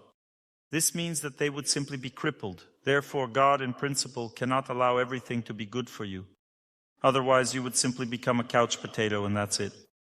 When everything is good for a person, they simply become complacent. I noticed this in myself. The more good deeds you do, the better life becomes. Everyone loves you, everyone smiles at you, and you get this feeling like, maybe I should stop traveling, stop giving lectures, just sit at home on the porch and enjoy life. That's it, you've become complacent, you understand? No, I had a very difficult period 17 years ago before I moved here. Probably precisely because I had such a difficult situation then, everything is good for me now. Everything you say is correct. You are a strong person. You worked on yourself, loved people, and did everything correctly, intuitively. God rewarded you with a good husband, a good child. That's it. Your mother is your test. Pray for her. The issue is that nothing absolutely changes for her throughout all this time. That's okay. It's very difficult for me to communicate with her. And what should I do about this? I know I need to do something about it. You don't need to do anything. Just continue living this way. Accept your fate. I had the same situation with my father until the very end. Everything is bad with her. Everything was bad with my father too. I just accepted it and prayed for him. You can take a fortress by storm or by siege. Siege means, right now, don't do anything specific with her. Wait until the time comes. 17 years have passed. Yes, that's normal. This is your difficult fate in relations with your mother. Accept it, wait, pray, don't do anything. She sometimes calls me. Don't build a close relationship with her. Just say, Mom, yes, thank you, I love you. I never say that, because she also drinks. That's a mistake. You should say, Mom, I love you, you're good. I can't, because I don't love her, and she's not good, because the family fell apart. To some extent, my brother died because of this reason. I can't talk to you right now, so I'm staying silent. Should I continue being silent, or what should I do? I can't talk to you. Should I stay silent or speak? What should I do? Speak, probably. But forcing myself. I don't want to. Force myself to speak? You don't know, but I do. You need to understand that in this world, the very idea of I do what I want is absolutely wrong. It comes from our heart as if it's the basis of justice. In reality, the world doesn't work that way. If a person wants to do the right thing, they must do what needs to be done, even forcing themselves. They must perform asceticism practice. For example, I must be gentle and affectionate with my wife. But I want to be rough. I must be gentle and affectionate, even if I don't want to. And later, when she becomes grateful, I'll understand why I'm doing this. She lives in another country. Doesn't matter. When she calls you, say, "Mommy, thank you for calling. I love you. I'm sorry I never said this before." That's it. And when you start doing this, a volcano awakens inside her. She starts to make amends, cry, and starts changing her life. And later you'll understand why you're speaking this way. It's simply because an elder said to do so. I always do this. The elder said to do it this way, even though I don't want to, but I must. I told you, you have to say kind words to her, and you say them not because you want to, but because I want you to. I said it has to be done, so you do it. You listen to the elder, that's how fate changes. Sometimes an elder might say completely paradoxical things. A spiritual teacher told one of my acquaintances, this was very long ago, about 40 years ago, he told him. He looked at him carefully and said, to overcome your fate, you need to constantly overeat and become as fat as a piglet. And he, this person, said, I obey you. He loved his mentor so much and just started overeating. And the teacher told him, the time will come and you'll understand when to stop doing this. And he became as fat as a piglet. One time a maniac came to the entrance of the building where he lived and slashed his throat like this to take his money. And he didn't even cut through to the blood vessels, only cut through the fat. He thought he had already killed him. Took the money and left, but that man got up and went home. He didn't even bleed. They stitched it all up later, and he started losing weight. He understood that the time had come. His life was saved. Will anything change with her? Don't beg God for handouts. You are a strong person. You should help other people. God gave you an obstacle that you must overcome in order to become very strong, and you will have to do this. God will test you through your relationship with your mother until the very end. Learn to accept, work on your heart, and become a strong person. You've already done this, and that's why you've developed. You said correctly that thanks to your mother, your brother, your father, you became a person. Because you've worked on yourself all your life, you didn't want to live like they did. As a result, you got a different life, but your parents were not the reason for that. It was actually God, because He knew how to develop you. He set those conditions for you that gave you an opportunity to develop, otherwise you wouldn't develop. Back then you were developing much better than now. Now you're developing worse because everything is already good for you. Yes. So you should understand that if God removes this obstacle from you now, you'll become lazy and complacent. So why would He do that? You know, there are two desires in this world. There's God's desire, He wants us to develop. And there are our desires. Please pass the microphone to that gentleman. Do you know what our desire is? We want to relax and enjoy ourselves in this world and be happy. These desires are in constant conflict. God wants us to develop and suffer, while we want to enjoy all the time, seeking peace and happiness. There's a constant struggle, and we ask God, please give me more happiness. He thinks, how can I give you more happiness if you'll just become lazy? Here's more suffering for you. No, I want happiness. And when a person develops strongly enough as an individual, God gives them just enough happiness that won't make them lazy. And they think, well, this happiness, I deserved it. I certainly got it from God, but it seems a bit too little. It's not making me relax. And God says, that's exactly why I gave you so little. Good evening, Dr. Torsunov. Thank you very much for your lectures. I have a question about smartphones and their influence on adults and children. It's clear that you can use a knife to cut bread and feed people, or as you said, you can hurt someone with it. Now, many people have very poor memory. They're forced to use smartphones as a crutch. Adults, let's say, are forced to use it, and here's my question. How to improve memory? And the most important question. It's about children who use smartphones. They start watching all kinds of videos, playing games, and so on. And some children aren't particularly affected by this. They don't get addicted to it. It affects everyone badly. It's just that children have good periods. They don't get addicted during these times. When a bad period comes, a person becomes addicted because they try to escape from the bad period by immersing themselves in external things. A child doesn't know how to overcome fate. Nobody taught them, so they become addicted during bad periods. It's the same with drinking. Everyone drinks similarly, but some become alcoholics now, while others will become alcoholics later. Why? When a bad period comes, a person starts drinking heavily because they can't cope with it. But during a good period, a person doesn't become an alcoholic, that's all. So does this mean we shouldn't give smartphones to children at all? Everything should be used for good. We can't not give smartphones because then we make a person an outcast from society. Society has already accustomed children to this, and everyone else will just laugh at the child. They'll say, "What, are you stupid? You don't even have a phone." That's what children will say. But to make a profit from an unprofitable deal, you need to use your intelligence. And therefore parents, while letting their child have a TV or say a computer, they should fill it with moral films. They should learn to limit their child's contact with the internet. They should limit their smartphone to what they consider necessary, and they should form the child's understanding of who to be friends with and who not to. Through this ideological work with the child, they should create an indicator for them. For example, I didn't restrict my child's diet, but I created this indicator for her, and my daughter never ate meat because she knew that this food was repulsive. She didn't want to eat it. No one could force her.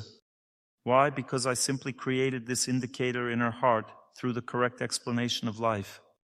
And then I gave her the freedom to live. Similarly with friends, if a child has this indicator and knows who to be friends with and who not to, they will choose the right friends. But parents create this indicator through the right films, proper moral material, which they provide in their home. And people will say, there are no moral films nowadays, but there are. There are thousands of moral films, great ones, good ones, high quality. We just never looked for them. There's no morality nowadays, but look how many moral songs I play. Can't you play these at home? Films, songs. There are moral websites, for example, our website. It's moral, and there are many other similar websites. You can allow all this to your child and provide a large volume of it, but only within certain boundaries.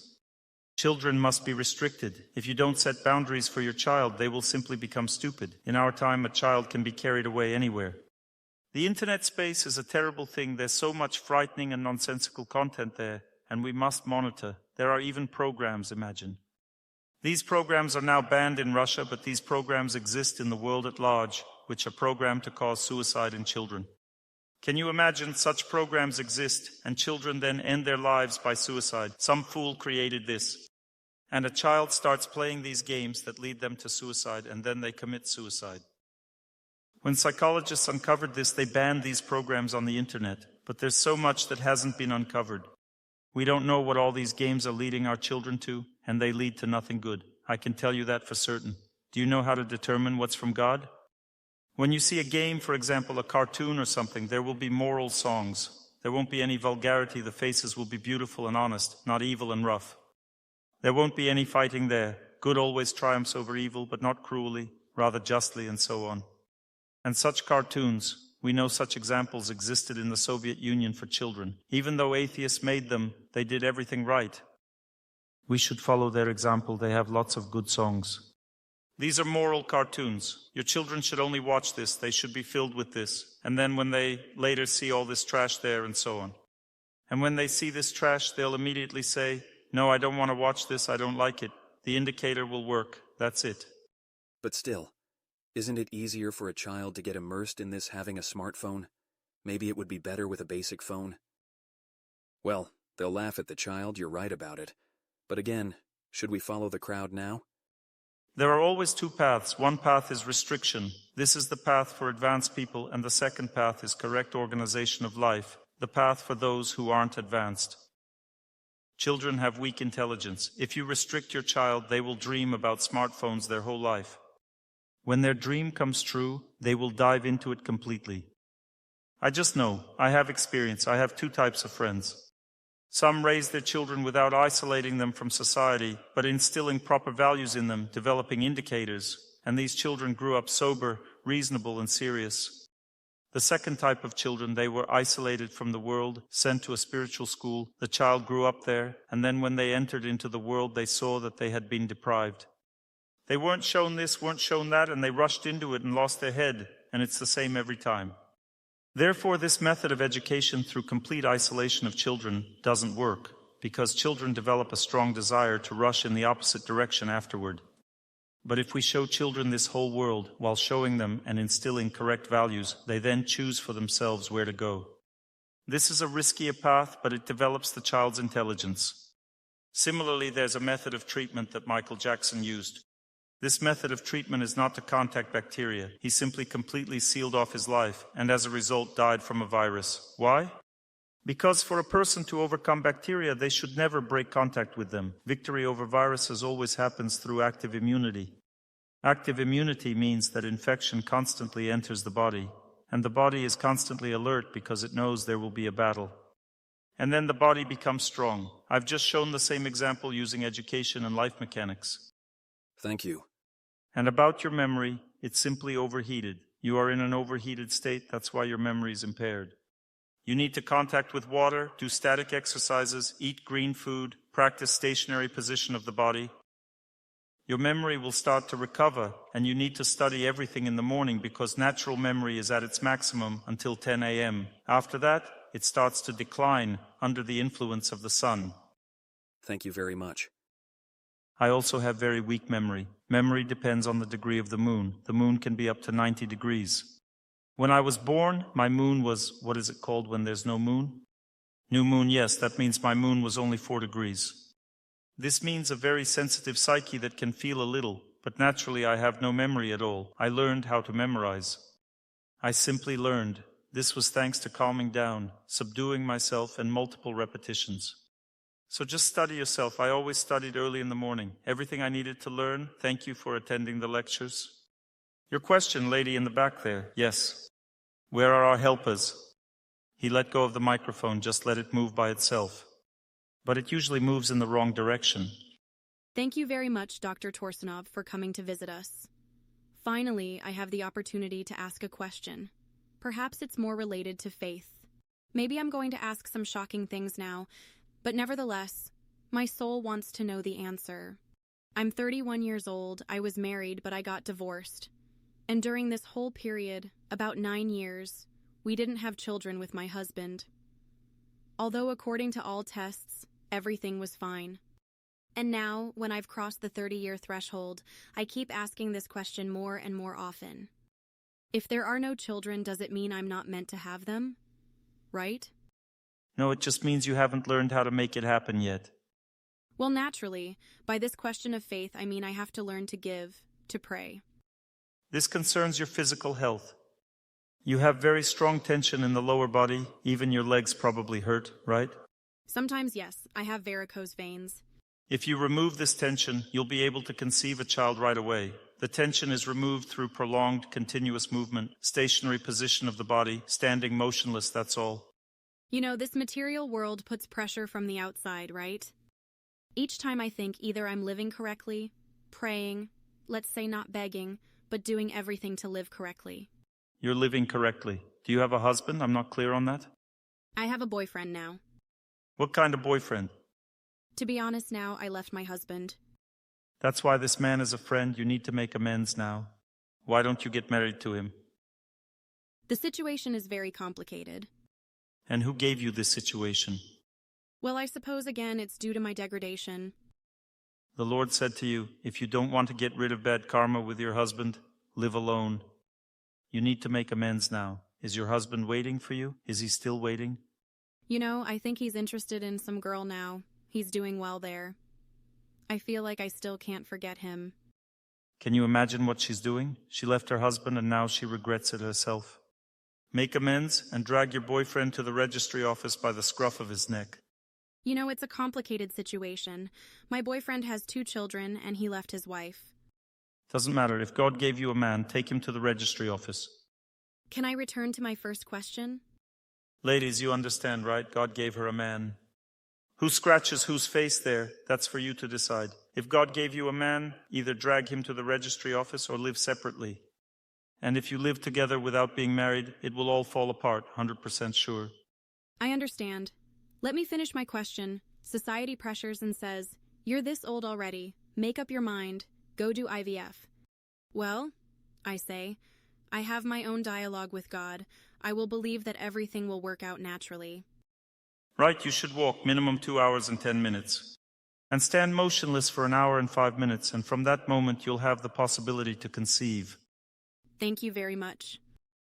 That's all. You need to do both practices at least twice a week. Asceticism practice defeats fate.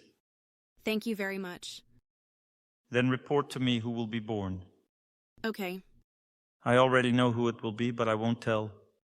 A person needs to have something to look forward to in life. Your question, lady in the back. There, yes. Good evening, I have a question. You need to stop living in depression. You need to overcome it. Force yourself to become stronger than all of this. Is this already the answer? As you wish. Thank you, Dr. Torsunov. I understand, but I'll still ask my question. My question is about fasting, specifically how to do it. From what age? Can children do it? And could you give at least an example, a day example, how to eat, we fast until lunch, then what? So it's clear. Fasting until lunch doesn't even require a specific end of fasting. Just drink water, that's all. The simplest fasting. If you want to fast all day, then you need to know the rule that during fasting you shouldn't think about food. You need to think about God, about favorite activities. Be very busy and never get distracted. Don't think about food. If you're fixated on food and want it so badly, you need to break the fast and just eat. But if you can force yourself and think, I don't want to eat, I want to live, I want to wish happiness to everyone, and fast all day long, it's best to learn to fast at least until lunch. You need to do this for several months, several times a week, simply not eating until lunch, and then try water fasting all day long. Water fasting is the simplest, easiest, and most healing. All other types of fasting are complex, and you shouldn't experiment with them. You can suffer. You should know that during fasting you also need to consider your mental needs. If a person has low self-esteem or if it's too high. If they have a poor position in society, if they can't digest food properly, if they lack optimism in life and their body poorly absorbs substances, then fasting should be done on Sunday.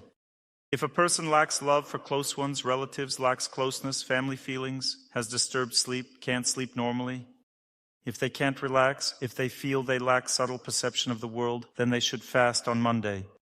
Sunday is the day of the sun, Monday is the day of the moon. The next day, Tuesday, is the day when a person should fast if they have weak willpower, if they get angry, if a man has no children, or if a woman has miscarriages. If a person has weak immunity, if they lack courage, then they should fast on Tuesday. You can also fast on Tuesday before surgery, if surgery is imminent. And surgery should also be done on Tuesdays. Surgery should only be done on this day. If a person feels they lack harmony with nature, they have heart rhythm disturbances. Their cycle and other rhythms are disrupted. If a person cannot talk to people, stutters, or gets tired from conversations, or wants to be alone, or has no friends, then in this case one should fast on Wednesdays. This is Mercury's day. If a person lacks inspiration, lives in depression, if they lack purposefulness, lack determination, cannot wake up early, lack enthusiasm in life, then fasting should be done on Thursday. Also, when immunity is compromised and relationships with elders are disturbed. If a person doesn't feel the colors of life, happiness, has no sweet relationships in the family, and hormonal functions are disturbed in men and women, then fasting should be done on Friday. And if everything in life is terrible, then fasting should be done on Saturday. Some people say, what if I have all of these problems? Then fast on Saturday. On Saturday, a person fasts when they have insurmountable difficulties in life. I have told you everything you need to know about fasting. If you want to fast in order to love God, then fast during religious holidays in your tradition, not in some other tradition, because it will only work within your tradition. And also about children, could you clarify? From what age can they fast? Children should not fast. Children also shouldn't walk for a long time and shouldn't stand for long. Children just need to have their life optimized. They should move a lot in general, and they must have long contact with water. This is also necessary for children. And then children will be healthy. They need to be in a good mood. You should try to maintain their good mood and find some activity group where they can move. Children just need to expend their energy, move around enough, and then children will be healthy. Well, here's the girl who took the microphone but wasn't given a chance later. Thank you very much. I have this question. Is it reasonable to try to create a new family, let's say, after 45? Will this contribute to spiritual development? I have an adult daughter who lives with her husband. Do you want to get married? Sometimes. But mostly no, right? I'm afraid it will stop my spiritual growth, somehow redirect me. Therefore, be selective. Set yourself up for marriage, but don't set yourself up to marry someone who isn't developing spiritually. Limit your choice, and women should know that if a woman becomes attached to the inner comfort of being alone, she will never get married. Because what feels best for a woman, any woman, is being with herself. This is the most comfortable state for a woman, to be with herself. This is the state of a hermit mouse, who sits in her burrow and everything is fine. When a woman becomes a hermit mouse, she simply cannot get married, because she will always compare life with this person to her comfort. If she makes this comparison, there's no chance of getting married. Now it's rather the opposite. Women lead more active lives, while men guard their couches. That's clear, but I'm talking about the inner state. A woman can lead an active life, but she will still be attached to her status quo, let's put it this way. This is exactly the hermit mouse state. Should one try to get out of this state and look for a man? Yes. You shouldn't search for him, but rather set yourself up that he should appear, and I am ready to accept him. A woman doesn't search, she just sets herself up. When she sets herself up, men start looking for her. Women are mostly not ready to set themselves up for marriage. They are mostly afraid. But if she decisively sets herself up, starts taking care of everyone, helping everyone, then immediately men appear. Let me tell you a little bit about prayer. I'll tell you a bit more because there are many questions. I'll now combine them all so you know how to do this. You need to pray in your own tradition, the prayers that are given to you in your tradition. Know that there are several types of prayers. There are prayers of request. Well, if you want to ask, ask. Just don't think it will overcome fate. And there are prayers that tune you into this world. They are called ritual prayers. They are pronounced so that a person enters into contact with the pure force that lives in the present day. Rita is a Sanskrit word meaning universal rhythm, ritual. All these words come from the same root. This is God's rhythm. When a person reads prayers, morning prayers, evening prayers, they enter into this rhythm and lives more happily on earth. There are prayers that are meant for understanding the world. These are long prayers like psalms, and during this chanting a person comprehends the wisdom of the world. There are prayers that are generally not recommended for lay people, meaning ordinary people are not recommended to read them. It's not that they're not recommended, but rather the elders know that they won't do it properly, correctly. These prayers are short. They glorify God. Or prayers composed of God's name, like Allah Akbar, for example. They glorify God, are directed towards God, and so on. These prayers are read on prayer beads. And these prayers are the most important in a person's life because these prayers are like a drill. A drill drills, it makes a hole in the wall. Similarly, these prayers break through the dome of our sins. When a person repeats the same prayer, they hit the same point. And gradually this prayer brings them closer and closer to their soul. And at first a person feels their soul as if looking through a tiny hole, very faintly. But it's exactly these prayers, when a person repeats the same thing many times, that they really destroy obstacles in their fate. Because their vision of their life becomes clearer. It's best not to chant these prayers alone, even though you'll strongly want to do exactly that, because we are very attached to ourselves. And when a person repeats a prayer alone, they simply adapt the prayer to their fate. In other words, they repeat the prayer while thinking about something else. This means that this prayer won't help them in life at all. It's just self-deception. The second type of self-deception is when a person prays and thinks about the object of prayer. For example, praying for a son and thinking about the son during prayer. This is self-deception because such prayer will never help. One woman came to me and said, Dr. Torsunov, I've been praying for my son for 3 years and it's not helping him. I immediately asked her, who do you think about during prayer? She said, about my son, of course. I said, well, this means you can pray for another 10 years and it will never help. Because if you think about your son while praying, it means God cannot enter there. Because you're telling God, I'll help myself, don't interfere. You think by yourself, you help by yourself. Well, fine, he doesn't interfere. You want to help yourself? Help if you can. During this time, what happens? Since you're praying, you have a slight contact with God and strong contact with your son. This means a little bit from God goes through you to your son. And this is the most primitive and incorrect type of prayer. Because during this time, a person is just wasting time. What should be done? You need to distract yourself from your son, tune into God, glorify him, repeat his name, praise his deeds. This should be a short prayer. It shouldn't take too much memory to repeat it. You need to read it on prayer beads to know what amount you're repeating. You need to fix the amount and repeat the same amount every day. You should repeat it unhurriedly. Some people rattle it off. In this case, a person cannot overcome fate because they distance themselves from their heart. To chant with the heart, you need to chant slowly. too slow and a person falls asleep too fast and they rush. A true prayer such as, I wish happiness to everyone, resonates firmly in the heart with strength. Saying, I love you should be equally firm. I love you, I love you, I love you very quickly. Why do people rush so much? They want to finish the practice quickly and it becomes insincere. It becomes performative. In truth, one must understand that slow and clear repetition pleases God more than frequent and thoughtless repetition. The next thing to realize is that one cannot repeat prayers correctly on their own because they are attached to their life just as a criminal is attached to handcuffs. It's impossible to detach from oneself. It is simply impossible. To detach from oneself, one must first recognize the voice of intelligence that overcomes fate. This is the voice of memory. Now I will speak without memory. I will just say from myself, I wish happiness to everyone. It sounds overly sugary. Such a voice will never overcome fate because it originates directly from fate itself. To overcome fate, one must connect their voice with the memory of God. I concentrate on my spiritual teacher. Since I cannot remember God, I haven't seen him, but I've seen the teacher who walks towards God. God is reflected in the teacher's words, actions, and mercy. I remember the teacher and repeat, I wish happiness to everyone, slowly and with confidence. As I try to remember him more deeply, I wish happiness to everyone. Kindness infuses my voice, and I connect my voice with the teacher's voice. This is the voice of intelligence that overcomes fate. Now observe, when I listen to those who pray, my sound relies on their emotion and strength.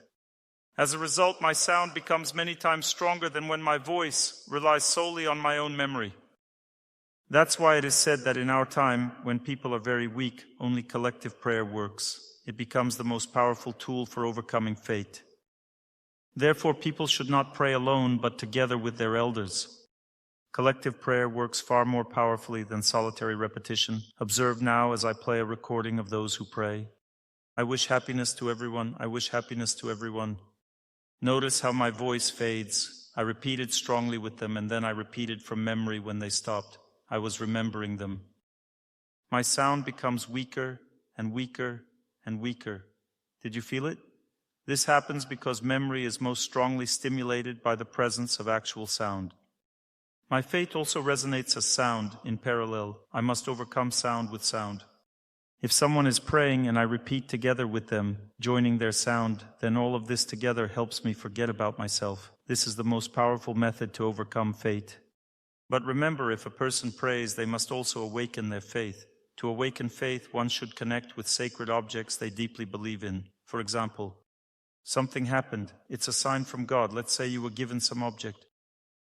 Boom, it performed a miracle. It helped you overcome fate in something. For example, it could be a cross, or it could be blessed water.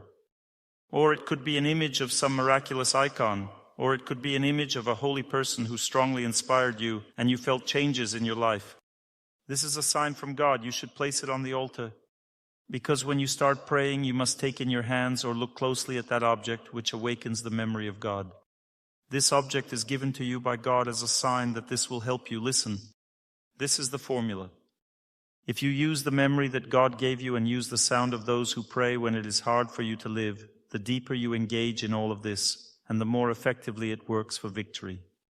Now you'll say, Dr. Torsunov, I'm not engaging at all. I'm kind of praying. I seem to be listening, but I hear nothing. I'm kind of praying, but nothing's happening. Nothing works. First, a person must overcome their doubts. They should simply do as the elders say, that's all. A moment will come when you'll see how everything works out, and it will inspire you very strongly. In prayer, there are 3 stages that lead to victory and 3 stages of victory. 3 stages leading to victory are as follows. The first stage, it's not my drinking husband who's at fault, it's my fate. A person begins to truly understand this, not just because Dr. Torsunov said so. They really understand it. Second stage, it's not fate that's at fault, I am at fault. I myself did the same before, and I now know this. The third stage, calmness in the heart. Even though fate torments me, I know that my husband will stop drinking. Now I know it with certainty. From this moment, the victory over fate begins. A person starts to pray selflessly. Everything works out for them. The first stage of victory over fate is lightness in the heart.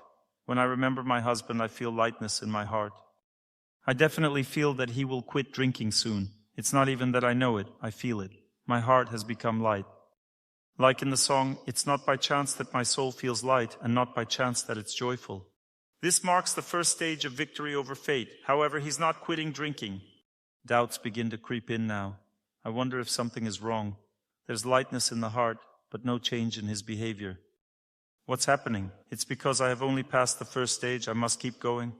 When a person goes further, the process begins anew. While there is a sense of lightness in the heart, another barrier appears. This is the barrier between two people. This thread becomes visible. You begin to feel this invisible thread between. Recalling the relationship with him weighs you down. You pray, distract yourself from the relationship, and think about God. Gradually, you notice that the thread has become cleaner. This means the memory of this person weighs one down less, little by little. Then suddenly you begin to feel that this person is dear and close. There are no problems with his drinking, and you can communicate normally with him.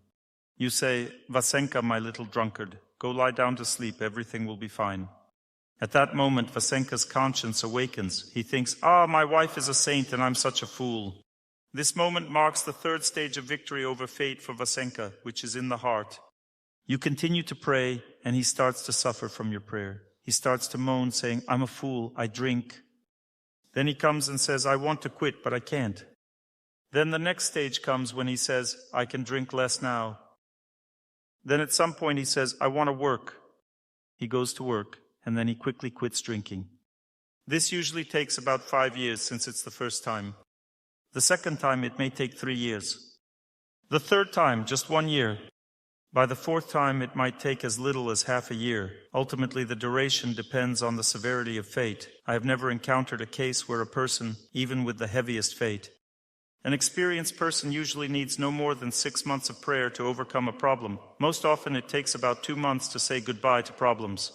However, since the person lacks belief, experience, or focus, it can take significantly longer the first time. The second time is easier. With time, the process becomes even easier. To enhance the effectiveness of prayer, you must combine prayer with actions to overcome fate. This includes fasting and maintaining the body's stationary position. When you sit down to pray in the morning, it's essential to refrain from eating beforehand. You should always pray before eating. First pray, then eat. Sleeping through the night is your fasting period. You slept without eating anything. This is your fast. You can drink water in the morning and then sit down to pray. You should know that remaining still activates your intelligence. Movement activates your mind. A person can also read a prayer while moving, but this prayer is not meant to overcome one's fate. It is meant to assess what is happening to you now. For example, if it's unclear how to build a relationship with someone. If it's unclear what to do or what to say, then walk while praying. If you go somewhere far, it's better to walk in nature, read a prayer, and listen through headphones to the voices of those who pray. Listening with your right ear strengthens willpower and helps overcome fate, so it's better to pray with the right ear first. Listening with your left ear helps to manifest love and attachment to God. When you stand still and pray, you develop patience towards your life. If your life feels unbearable but you can't do anything about it and have nowhere to run, the first step is to accept your cross. When you are in the kneeling pose, acceptance develops. This is an even deeper feeling. When you sit still on your buttocks, you begin to break through fate. In Sanskrit and in yoga, it is called the diamond pose. A diamond cuts through anything. When you sit still on your buttocks with a straight back, you cut through fate like a diamond. The next body position is for those who are troubled by sexual desires, for women suffering feminine health issues, and for mentally unstable persons experiencing emotional disturbances. For these persons, there is a body position where feet are joined together, knees apart, and the back is half bent. This is called the butterfly pose. When a person sits still in this position, they become serene, calm, and contemplative. The next body position is when a person puts one leg, or both if they can, on top of their leg. In this case, they enter a special state called life extension and strong concentration. During this time, when you put one leg on top of the other, the first sensation is, I don't want to sit like this. The shin starts to hurt, here on top. Not the ankle, but the shin starts to hurt, here on top. This is the longevity zone. This pain and discomfort reflect the energy of sin, stiffness, and old age accumulated in the legs. If a person starts walking and running for a long time, they soften this energy of old age, and old age doesn't rise up. Similarly, when a person sits in the lotus pose or half lotus pose, old age burns away from these zones. They develop a very strong attention span. A person can concentrate strongly on prayer in this position. You should pray with your right hand. You should hold the prayer beads as you have been taught in your temple. Each faith has its own hand position. Each finger has a special meaning in a person's life. The thumb represents I, so the prayer beads should always touch the thumb. The index finger symbolizes the path of overcoming difficulties. The middle finger is diligence and patience. The ring finger is my feelings, dignity, and strength. The little finger is my ability to build relationships. You can use any finger you want, and you will get an effect accordingly. Choosing the middle finger for prayer beads means diligence and patience are most important for me in prayer. If your left hand is resting, you can join any two fingers. If you join the thumb with the index finger, your concentration increases significantly. If you join your thumb with the middle finger, your stability and patience increase. If you join your thumb with the ring finger, your sense of self-worth falls into place. If you join your thumb with the little finger, you gain strength in relationships with everyone you want to build relationships with. If you have an altar, and you must have one because it's a place of power, always keep it covered from animals or gazes of other people, and always wipe it before prayer. Never allow it to be befouled by inappropriate words, looks, impure food, wine, or anything else. So open the altar. Wine blessed in the temple is not wine that ruins life because it is connected with God, not with spirits. If no one blesses the wine, then merry spirits automatically enter it. Blessed wine is connected with God. It is a divine sacrament. Wine is a product of degradation by itself, but if it is blessed on the altar, it transforms into a divine sacrament, and divine power enters it. Most often it is diluted. There's almost no alcohol content left in it. You can't even call it wine. Don't confuse this blessed liquid on the altar with wine. Wine is poison for the soul because it is always connected with spirits. But blessed and diluted kegor is connected with God. The altar should include something connected with God in your faith. For example, Muslims place a book and the written name of God.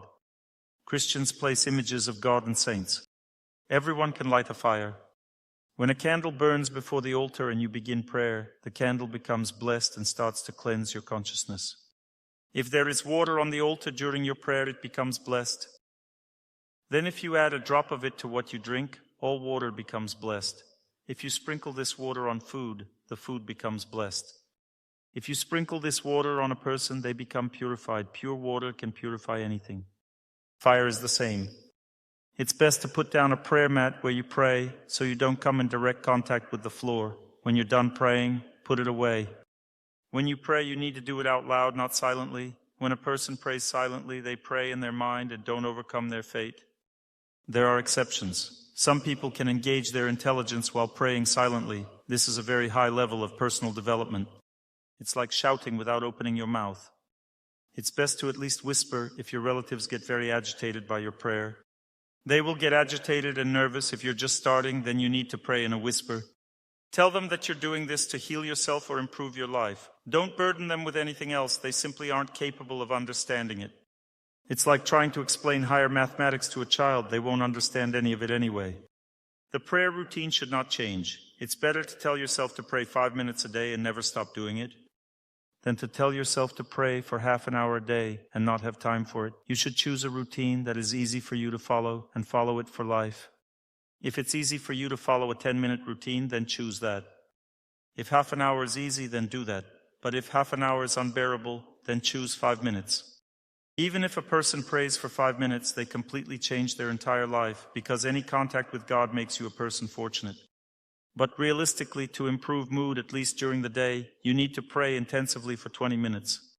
This allows a person to understand how their fate works and begin interacting with it. One should pray for at least 40 minutes a day. If a person wants to start defeating their fate, they need to pray for at least an hour and a half daily. If they want to comprehend the vast mysteries of this world, they should pray for 2 hours a day. More is not really necessary, though I have sometimes prayed for 8 hours. One should always do the maximum when fate presses down heavily on us. Through consistent prayer, you will always overcome your fate. There is no doubt about it. Pray according to your faith. If you feel drawn to try other prayers, you can try them. It's simply a process of learning. People are naturally curious. They can try whatever they want. However, a person shouldn't change their faith. Doing so will lead to suffering. To learn more on the subject of health and healing of the body, please make sure to read my health guide, available for download on my YouTube channel or on my Instagram page. Thank you very much, and see you soon.